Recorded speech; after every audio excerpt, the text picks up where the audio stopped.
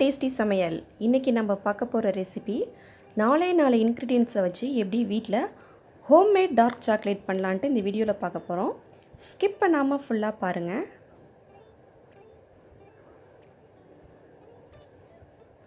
நான் 1/2 கப் அளவுக்கு தேங்காய் எண்ணெய் எடுத்திருக்கேன்.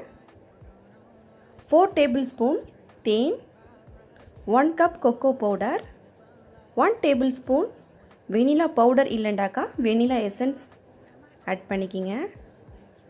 இப்போ ஸ்டவ்வில் தண்ணி ஆட் பண்ணியிருக்கேன். தண்ணி நல்லா சூடான பிறகு ஒரு கிளாஸ் பவுல் அதில் வச்சுருங்க. அது மேலே தண்ணி நல்லா சூடாகணும். தண்ணி நல்லா சூடான பிறகு அந்த பவுலில் நீங்கள் ஃபஸ்ட்டு தேங்காய் எண்ணெயை ஆட் பண்ணுங்கள்.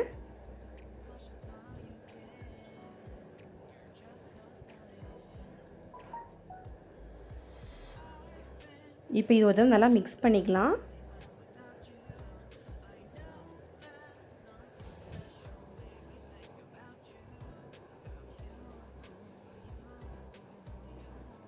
தேங்காயினுடைய நம்மளுக்கு ஃப்ளேவர் வந்ததுக்கு பிறகு தேன் இது கூட நம்ம ஆட் பண்ணிக்கலாம்.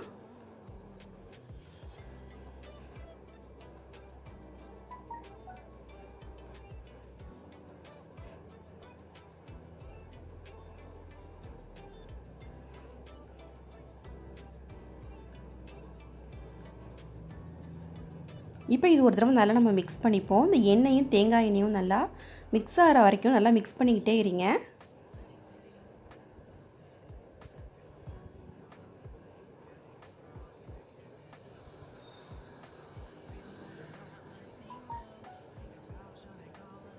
இப்போ நீங்கள் ஸ்டவ்லேருந்து எடுத்த பிறகு கொக்கோ பவுடர் ஆட் பண்ணணும்.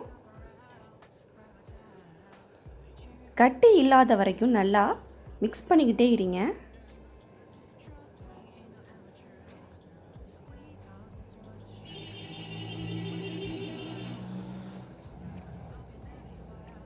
இப்போ லாஸ்ட்டாக நம்ம கொக்கோ பவுடர் ஆட் பண்ணிடலாம்.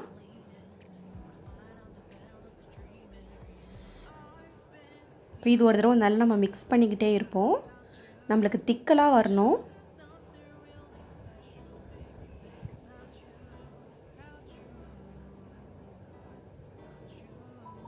இப்போ பாருங்கள் எவ்வளோ நம்மளுக்கு திக்கலாக வந்திருக்குன்ட்டு. இந்த பதத்துக்கு நமக்கு வரணும். இப்போ பார்த்தீங்கன்னா சாக்லேட் மோல்டு உங்கள்கிட்ட இருந்துச்சு அப்படின்ட்டா கூட நீங்கள் சாக்லேட் மோல்டை கூட நீங்கள் ஆட் பண்ணிக்கலாம்.